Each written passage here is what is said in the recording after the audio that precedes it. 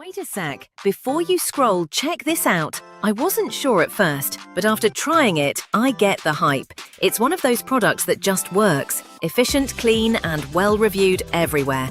You can find all the details in the description. Go take a look before it's gone.